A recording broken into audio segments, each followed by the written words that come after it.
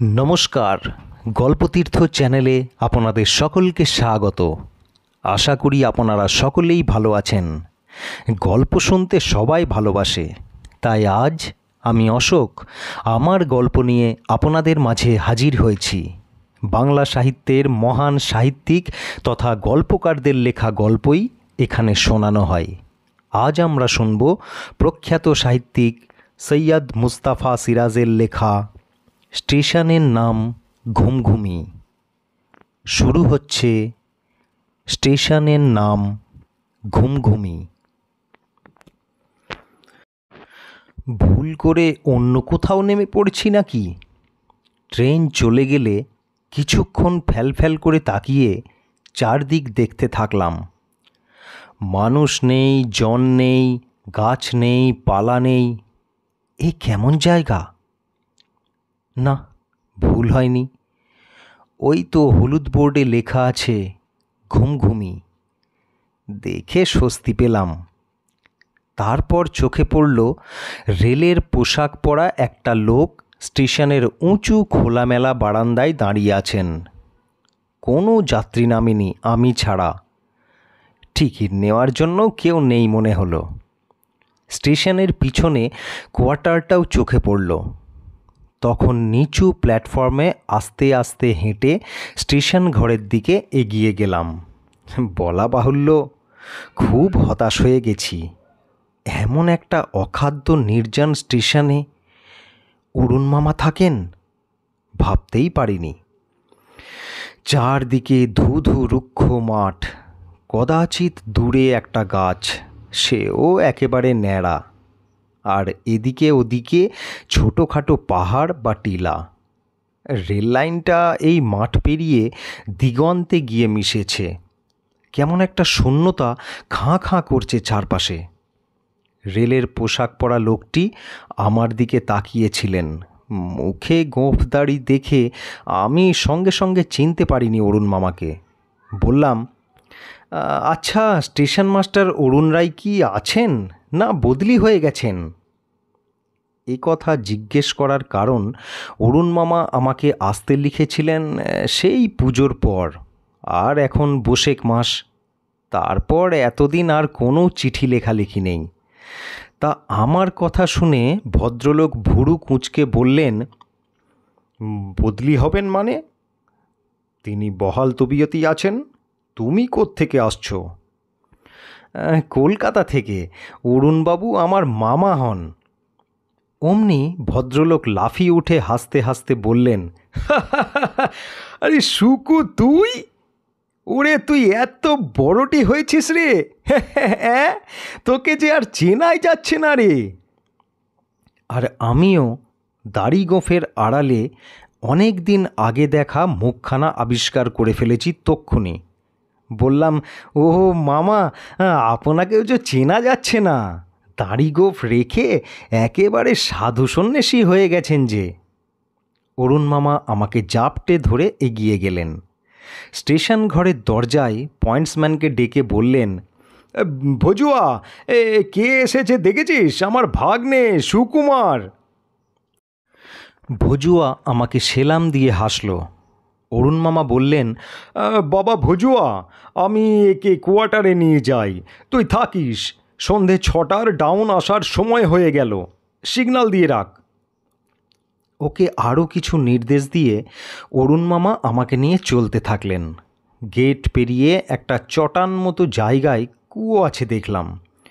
কুয়োর কাছে একটি দেহাতি মেয়ে বালতি করে জল তুলছিল। ঘোমটা টানলো আমাদের দেখে। অরুণ মামা বললেন, লক্ষ্মী বউ, বলো তো এ কে? বলতে পারলে নে তো? আমার ভাগ্নে রে, ভাগ্নে, কলকাতা থেকে আসছে। তুই জল তুলে একবারটি আসবি, বুঝলি? একটা মোটে কোয়ার্টার। তার দরজার তালা খুলতে খুলতে অরুণ মামা বললেন, আমার বন্ধু বল, দেখাশোনা লোক বল, এই ভজুয়া আর তার বউ লক্ষ্মী। একজন খালাসি ছিল ঝাঁটুয়া নামে, সে বেটা অনেক চেষ্টা করে বদলি নিয়েছে। আর নতুন লোক আজ অবধি এলো না। কেউ এই ঘুমঘুমি স্টেশনে আসতে চায় না, বুঝলি? বললাম, কেন মামা? অরুণ মামা ঘরে ঢুকে বললেন, কেন তা বুঝতে পারছিস নে সুকু? এই পাণ্ডব বর্জিত নির্জন জায়গায় কি কেউ থাকতে চায়? কিছুক্ষণের মধ্যেই মানুষ এখানে হাঁপিয়ে উঠবে। আপনি আছেন যে, তাছাড়া ওই ভজুয়া আর তার বউ তো আছে। অরুণ মামা আমার প্রশ্ন শুনে একটু হেসে বললেন, এর কোনো স্পষ্ট জবাব দেওয়া সত্যি কঠিন সুকু। শুধু এটুকু বলতে পারি, নির্জন জায়গায় থাকতে কোনো কোনো মানুষ হয়তো ভালোবাসে। এই যেমন আমি, প্রথমে কিছুদিন ভালো লেগেছিল, তারপর খারাপ লাগতে শুরু করলো। তখন পড়াশোনায় মন দিলাম, রাজ্যের বইপত্তর কিনে আনি জংশন শহর থেকে আর পড়ি। তারপর সয়ে গেল সব। এখন বরং এ জায়গা থেকে চলে যেতে হলে খুব কষ্ট পাবো। যাকগে, তুই 48 ঘন্টার জার্নিতে ক্লান্ত, বারান্দায় বালতিতে জল আছে, হাত মুখ ধুয়ে নে, আমি চা জল খাবারের জোগাড় করি। অরুণ মামা চোখ নাচিয়ে ফের বললেন, বুঝতেই তো পারছিস, সপাক খাই, কিন্তু আমার রান্নার স্বাদ পেলে আর কলকাতায় ফিরতে ইচ্ছেই করবে না তোর। আজ রাতে কি রান্না করব জানিস? পাঁঠার মাংস। অবাক হয়ে বললাম, পাঁঠার মাংস এখানে কোথায় পেলেন মামা? মাইল 5 দূরে চণ্ডিকা দেবীর মন্দির আছে, কাল তোকে নিয়ে যাব সেখানে। মন্দিরের পুরোহিতের সঙ্গে আমার খুব খাতির আছে, বলি পড়লেই প্রসাদী মাংস পাঠিয়ে দেন। বলে অরুণ মামা কেরোসিন কুকার ধরাতে ব্যস্ত হলেন। আমি ভেতরের বারান্দায় গিয়ে বালতির ঠান্ডা জলে হাত মুখ পা রগড়ে ধুলাম। ক্লান্তি দূর হয়ে গেল। উঠোনের কোণায় পাঁচিল ঘেঁষে একটা প্রকাণ্ড জবা গাছে বড় বড় ফুল ফুটেছে। এই রুক্ষ নীরস শ্রীহীন তেপান্তরে এই ফুলগুলো দেখে কি যে ভালো লাগলো। ফুলগুলো যে সত্যিকার ফুল বিশ্বাস করাই কঠিন। চোখ জুড়িয়ে যাচ্ছে তো বটেই, এমন গোলাপি পাপড়ি এবং হলুদ পরাগের জবা এর আগে কোথাও দেখিনি। তার চেয়ে আশ্চর্য ব্যাপার, জবা ফুলে গোলাপের মতো মিঠে ঝাঁঝালো গন্ধ কেন? কাছে গিয়ে খুঁজছিলাম পাশে কোথাও গোলাপ গাছ আছে নাকি, কিন্তু না, আর কোনো ফুল গাছ নেই, শুধুই একটাই জবা গাছ, প্রকাণ্ড ঝাড়। তাজ্জব হয়ে ভাবছি, একটা নতুন ব্যাপার দেখলাম তাহলে, জবা ফুলে গোলাপের গন্ধ। ঠিক সেই সময় পাঁচিলের ওপর একটা বছর 10-12 বয়সের মেয়ের মাথা দেখা গেল। আমি একটু চমকে উঠেছিলাম। তারপর মেয়েটি পাঁচিলের ওপর উঠে পা ঝুলিয়ে বসল। তখন সূর্য ডুবে গেছে ঘুমঘুমির মাঠে, ফিকে গোলাপি আলোটাও মুছে গেছে। মেয়েটি হাসি মুখে আমার দিকে হাত বাড়িয়ে দিল। তার কোঁকড়ানো চুলগুলো ঈষৎ লালচে, চোখের তারা নীল, মেম সাহেবদের মতো, গায়ের রং ধবধবে ফর্সা। বললাম, কোথায় থাকো খুকুমণি? ফ্রক পরা খুকুমণিটি হেসে বাইরের দিকে আঙুল তুলে দেখালো, কিন্তু বাইরে তো কোনো বাড়ি দেখিনি কোথাও। হ্যাঁ, একটা ছোট্ট ঘর আছে বটে, সেখানে সম্ভবত ওই ভুজুয়ারা থাকে। তাহলে ভজুয়ারি মেয়ে। মেয়েটি হাত বাড়িয়ে এবার ফিসফিস করে বলল, একটা ফুল দাও না। যেই ফুল ভাঙতে হাত বাড়িয়েছি, পিছনে অরুণ মামা বলে উঠলেন, ও কি করছিস সুকু? ফুল তুলছিস নাকি? কখনো ওই কাজটি করবি না বাবা। ওই ফুলগুলো মানসিক করা, প্রতিদিন সেই চণ্ডিকার মন্দিরের লোক এসে নিয়ে যায়। অপ্রস্তুত হেসে বললাম, মামা, ওই মেয়েটা ফুল চাইছিল কি না তাই। অরুণ মামা আমার কাছে দৌড়ে এসে বললেন, মেয়েটা? কোন মেয়েটা? ওই যে। বলে আমি পাঁচিলের দিকে মুখ তুলে, কিন্তু কাকেও দেখতে পেলাম না। তাহলে নির্ঘাত বেচারি লাফ দিয়ে নেমে পালিয়েছে অরুণ মামার ভয়ে। অরুণ মামা পাঁচিলের দিকে তাকিয়ে ভুরু কুঁচকে শুধু বললেন, তারপর আমার হাত ধরে হিড়হিড়ি করে টেনে নিয়ে গেলেন। ঘরে গিয়ে চাপা গলায় বললেন, একটা কথা বলি শোন সুকু, ঘুমঘুমি বড় অদ্ভুত জায়গা।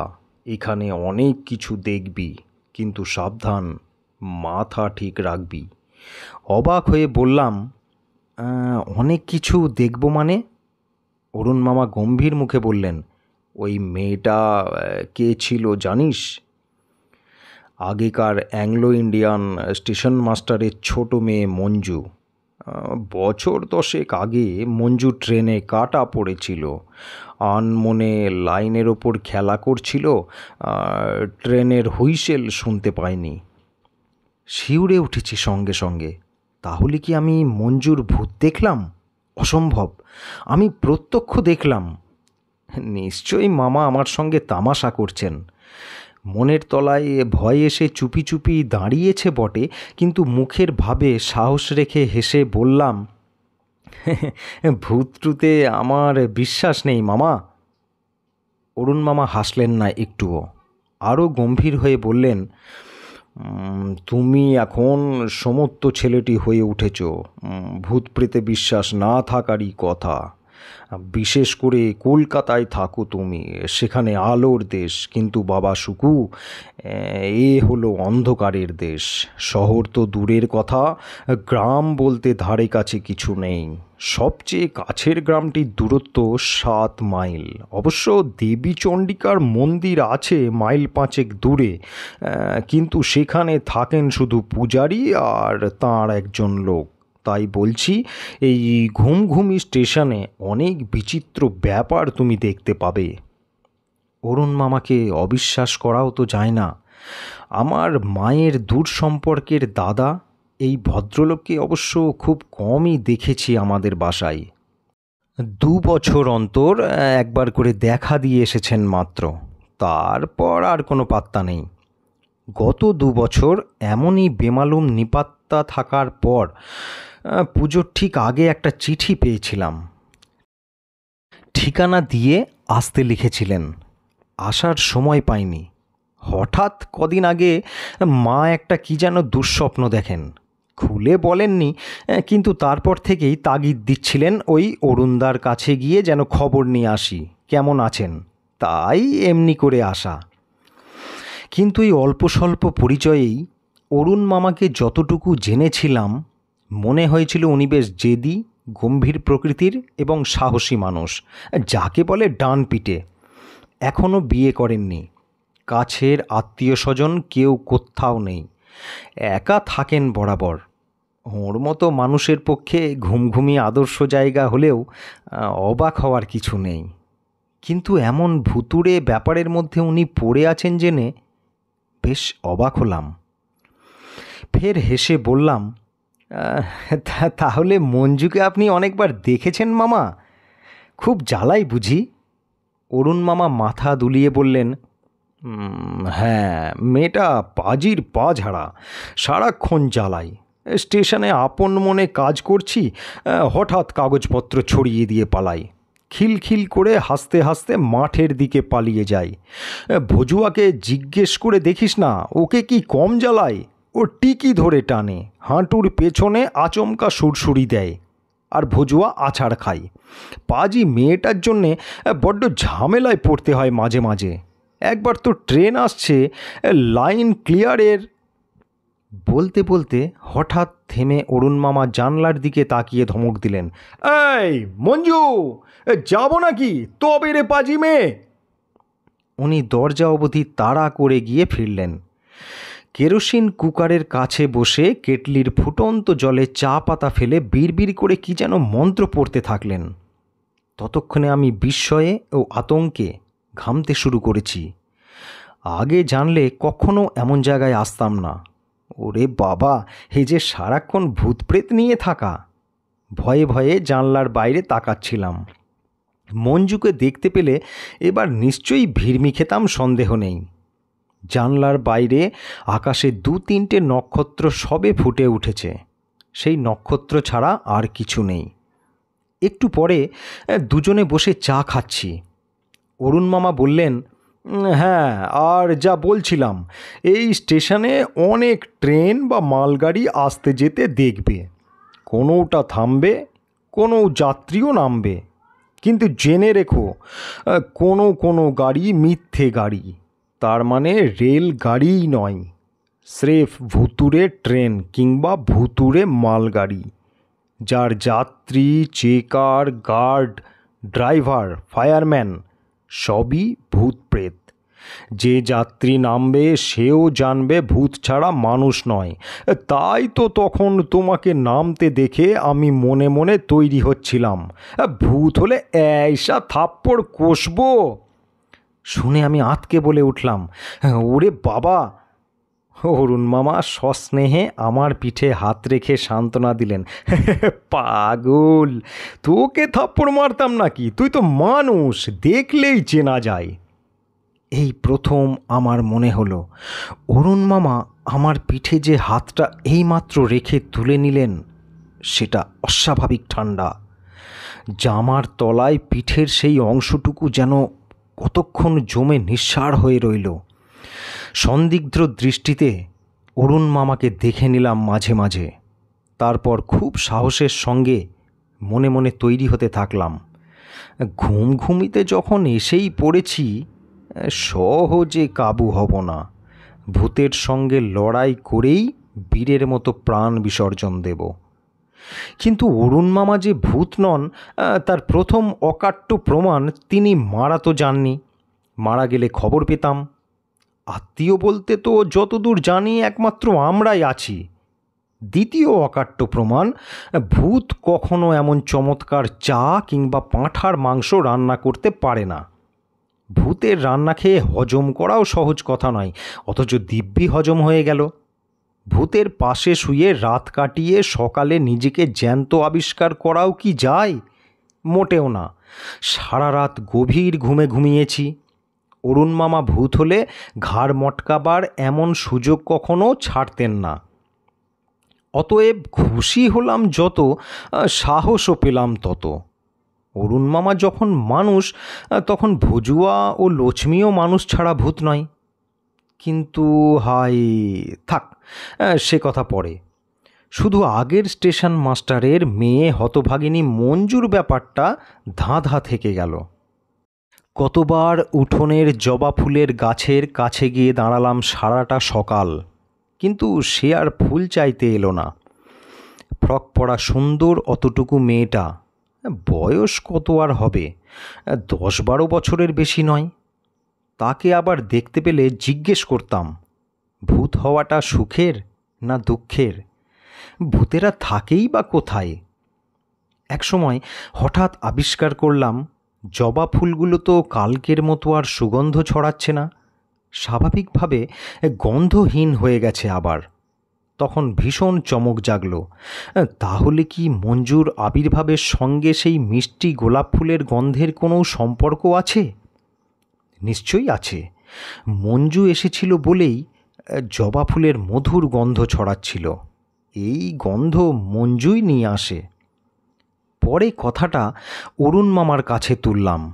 উনি বললেন, হ্যাঁ, তুমি ঠিকই ধরেছ সুকু, মঞ্জুর বাবা ছিলেন অ্যাংলো ইন্ডিয়ান, মা বাঙালি মেয়ে, তাই মেয়ের নাম মঞ্জু রেখেছিলেন।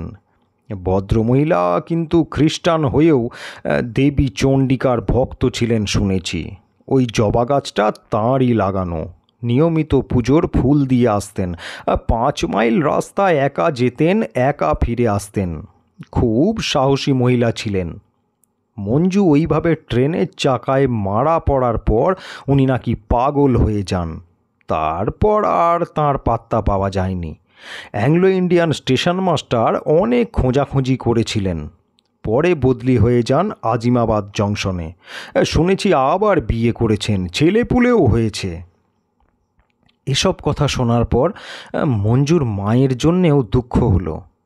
মঞ্জু তো ইচ্ছে করলেই ওর মাকে খুঁজে বের করতে পারে, ভূত প্রেত পারে নাই বা কি? মাকে দেখা দিলে মায়ের প্রাণে শান্তি আসে। আচ্ছা, আবার যদি ফুল তুলতে আসে মঞ্জু, তাকে বলবো তার মায়ের কথা। কিন্তু আমার প্রতীক্ষা ব্যর্থ হয়, আর মঞ্জুকে দেখি না। জবা ফুলও সুগন্ধ ছড়ায় না। এমনি করে 2 দিন কেটে গেল। এই দুদিনে আর কোনো অদ্ভুত ব্যাপার চোখে পড়ল না, তাই সাহস বেড়ে গেল। বিকেলে অনেকটা দূর অবধি রেল লাইন ধরে একা বেরিয়ে এলাম। ফিরে এলে অরুণ মামা একটু বকাবকি করলেন, তারপর বললেন বেড়াতে গেলে যেন ভজুয়াকে সঙ্গে নিয়ে যাই। পরদিন বিকেলে মামার কথা মেনে ভজুয়াকে সঙ্গে নিয়েই বেরোলাম। ভজুয়া চমৎকার বাংলা বলতে পারে। সে এই স্টেশনে 10 বছর ধরে আছে। অনেক ভুতুড়ে ব্যাপার দেখে দেখে তার সয়ে গেছে। সেই সব গল্প শুনিয়ে কান ঝালাপালা করে দিল সারা পথ। আধ মাইল যাওয়ার পর দেখি একটা ছোট্ট নদী, জল শুকিয়ে বালির চড়া পড়ে আছে। এখানে ওখানে ছোট ও বড় পাথর ছড়ানো আছে অজস্র। দূর থেকে মনে হবে একপাল হাতি দাঁড়িয়ে বা বসে আছে চুপচাপ। ব্রিজের ওপর দিয়ে লাইনটা চলে গেছে দূরের দিকে। আমরা নদীতে নেমে গেলাম। একটা পাথরে বসে সূর্যাস্ত দেখতে থাকলাম। ভজুয়া লোকটি দেখি মহা গপ্পবাজ, অনবরত কথা বলছে। কান করছি না।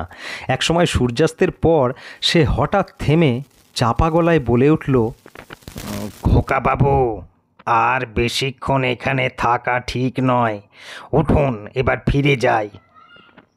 বললুম, কেন বলো তো, ভূত আসবে? ভজুয়া কেমন হাসলো। না খোকা বাবু, ভূতের ভয় আর আমি করি না, আমার বউ তো করেই না, আপনার মামা বাবুও না, কেউ আমরা ভয় পাই না ভূত দেখে। তাহলে আর থাকা ঠিক নয় বলছো কেন? ভজুয়া ভয়ার্ত চোখে নদীর ধারে একটা টিলা দেখিয়ে বলল, ভূতের চেয়ে সাংঘাতিক একজন ওখানে থাকে খোকা বাবু। চুড়েল কাকে বলে জানেন? চুড়েল? সে আবার কি? শাঁকচুন্নি না কি বলে যেন আপনাদের বাংলা মুলুকে। কালো কুচকুচে গায়ের রং, মুখটা পেঁচার মতো, লম্বা শরীর, চোখ দুটোর পাতা নেই, তাই পলক পড়ে না, মেয়েদের মতো সাদা কাপড় পরে থাকে। আর খোকা বাবু তার পা দুটো পিঠের দিকে, মানে উল্টো দিকে ঘোরানো, উল্টো পায়ে হেঁটে ধীর তাকিয়ে সে আপনার দিকে এগিয়ে আসবে। আপনাকে সে মন্তর দিয়ে আটকে ফেললে আপনি নড়তেও পারবেন না। তারপর এমন একটা বিচ্ছিরি চেঁচানি চেঁচিয়ে উঠবে, তা শুনলে রক্ত ঠান্ডা হয়ে যাবে খোকা বাবু। তাই বলছি, এবার চলে আসুন। হো হো করে হেসে বললাম, ভজুয়া, তুমি ভেবো না, তোমাদের চুড়েল আমার একটুও ক্ষতি করতে পারবে না। ভজুয়া পাথর থেকে নেমে দাঁড়ালো, বলল, খোকা বাবু, আপনার ভালোর জন্যে বলছি, এখন চুড়েলটার বেরোবার সময় হয়েছে। জেদ ধরে বললাম, তুমি যাও ভজুয়া, আমি যাব না। ভজুয়া আবার কি বলতে যাচ্ছে, আচমকা সেই টিলার দিকে তীব্র চেরা গলার চেঁচানি শোনা গেল। কতকটা এই রকম,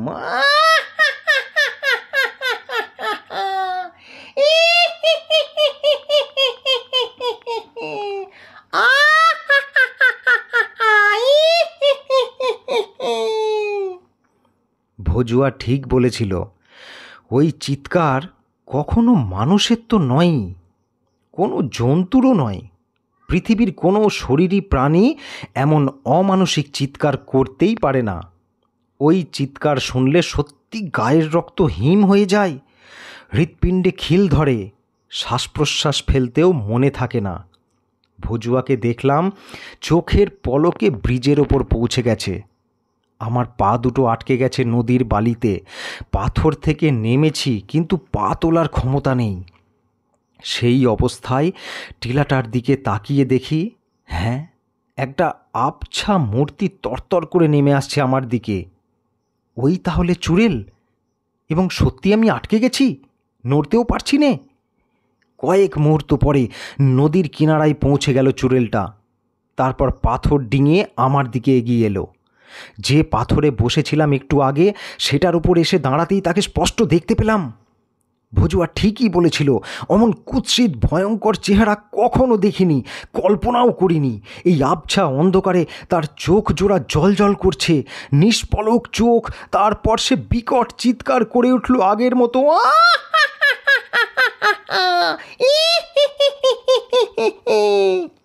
আমার কানে যেন ঠান্ডা বরফের সূচ ঢুকে গেল। সঙ্গে সঙ্গে জ্ঞান হারিয়ে ফেললাম। যখন জ্ঞান হলো বুঝতে পারলাম না কোথায় আছি। একটু পরে যেন টের পেলাম শক্ত মাটিতে শুয়ে আছি এবং কে আমার মুখে জলের ঝাপটা দিল। তখন চোখ খুলে দেখি একটা পিদিম জ্বলছে। বদ্ধ এবং ছোট্ট একটা জায়গায় আমি নগ্ন পাথুরে মেঝেই শুয়ে আছি। ধুরমুর করে উঠে বসতেই কে হিন্দিতে বলল, তবিয়ত ঠিক হ্যাঁ বেটা, শরীর ঠিক আছে তো? একজন লেংটি পরা জটা জুটোধারী সাধুকে দেখতে পেলাম। আমার পিছনে বসে আছেন। তার এক হাতে একটা পিদিম, অন্য হাতে জলের লোটা। এবার লোটাটা এগিয়ে দিয়ে বললেন, পিও বেটা, জল খাও।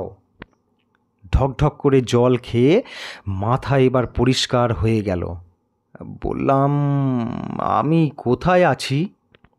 সাধু বললেন, আমার ডেরায় আছো বাবা, কোনো ভয় নেই। কেমন করে এলাম এখানে? আমি তুলে নিয়ে এসেছি। নদীর চড়ায় অজ্ঞান হয়ে পড়েছিলে, ভাগ্যিস আমি তখন যাচ্ছিলাম নদীর বালি খুঁড়ে জল আনতে, নয়তো খুব বিপদে পড়ে যেতে। এইসব পাহাড়ে খুব চিতাবাঘের উপদ্রব আছে, মরা ভেবে তোমাকে খেয়ে ফেলতো। ভগবানের দয়ায় তুমি জোর বেঁচে গেছো বেটা, বলে সাধু হাসতে থাকলেন। বললাম, তাহলে দেখছি চুড়েলটা আমাকে মেরে ফেলতে পারিনি? সাধু গম্ভীর হয়ে তাকালেন আমার দিকে, বললেন, চুড়েল? হ্যাঁ সাধু বাবা, আমি একটা চুড়েলকে দেখে আর তার চিৎকার শুনে জ্ঞান হারিয়েছিলাম। সাধু আবার হো হো করে হেসে উঠলেন, ও হো হো হো হো হো, বুঝেছি তুমি কাকে চুড়েল বলছো বেটা। বোকা লোকেরা তাই রটিয়েছে বটে, ও চুড়েল নয়, তোমার আমার মতোই মানুষ। মানুষ? অবাক হয়ে বললাম, হ্যাঁ বেটা, ও এক হতভাগিনী মেয়ে, পাগলি। এই পাহাড়ের একটা গুহায় থাকে। খিদে পেলে দূর দূরান্তের গ্রামে রাতে গিয়ে খাবার চুরি করে এনে খায়, কারণ ও ভিক্ষে চাইলে কেউ দেয় না। ওর চেহারাটা আগুনে পুড়ে বিভৎস হয়ে গেছে। কেন সাধু বাবা? ওর একমাত্র মেয়ে ঘুমঘুমি স্টেশনে ট্রেনে কাটা পড়ে মারা যায়। সেই শোকে ও পাগলিনী হয়ে কোথায় চলে গিয়েছিল। পরে ফিরে এলো যদি, কে ওই নির্জন স্টেশনে ওকে খেতে পড়তে দেবে? পেটের জ্বালায় বেচারি গ্রামে ভিক্ষে করতে যেত, আর ওর সেই মেয়ের বয়সী কোনো মেয়ে দেখলেই তার দিকে তাকিয়ে থাকতো। একবার কি হলো, বিহারের এইসব গাঁয়ের অশিক্ষিত কুসংস্কারাচ্ছন্ন সব মানুষ ওকে ডাইনি ভেবে আগুনে পুড়িয়ে মারবার চেষ্টা করলো। দৈবাৎ সে গ্রামে পুলিশ এসেছিল সেদিন। পুলিশ এসে হতভাগিনীকে উদ্ধার করে হাসপাতালে নিয়ে যায়। তারপর ঘা সেরে উঠলে সে পালিয়ে আসে আবার ঘুমঘুমিতে। সাধু বাবা দীর্ঘশ্বাস ফেলে ফের বললেন, ওর ওই এক বিদঘুটে স্বভাব বেটা, মানুষকে ভয় দেখিয়ে মজা পায়। কিন্তু মাঝে মাঝে শুনি অনেক রাতে মেয়ের নাম ধরে কাঁদছে। আমি সন্ন্যাসী মানুষ বেটা, কিন্তু সে কান্না শুনলে আমিও স্থির থাকতে পারি নে। বললাম, কিন্তু ওর স্বামী তো বেঁচে আছেন শুনলাম। জংশনে না কোথায় যেন আছেন সেই অ্যাংলো ইন্ডিয়ান ভদ্রলোক। সাধুজি বললেন, সে খোঁজ কি আমি নিইনি? তিনি বছর 5 আগে চাকরি ছেড়ে সপরিবারে অস্ট্রেলিয়া চলে গেছেন। সে ঠিকানা জোগাড় করতে পারিনি। যাগ্গে রাত অনেক হয়েছে, এখন এই সামান্য রুটিটুকু খেয়ে ভগবানের নাম করে শুয়ে পড়ো বেটা।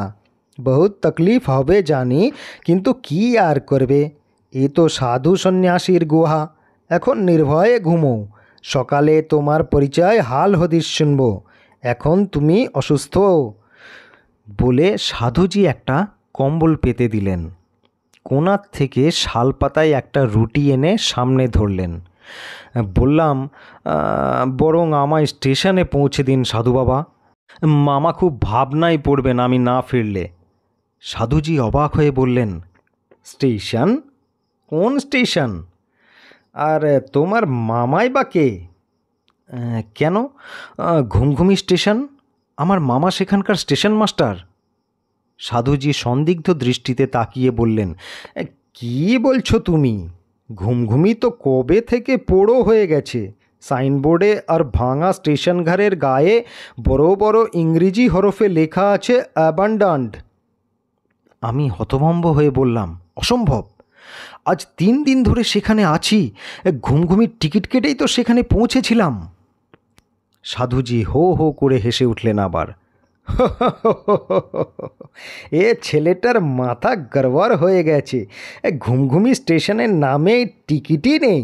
তুমি নিশ্চয়ই ভুল করেছো। হ্যাঁ, ঘুমঘুমির টিকিট চাইলে আজিমাবাদ জংশনের বাবুরা আনাড়ি লোক ভেবে পরের স্টেশনের টিকিট দেন শুনেছি। পরের স্টেশনের নাম কি জানো? ঝুমঝুমি। টিকিট তো আমার এই প্যান্টের পকেটেই ছিল।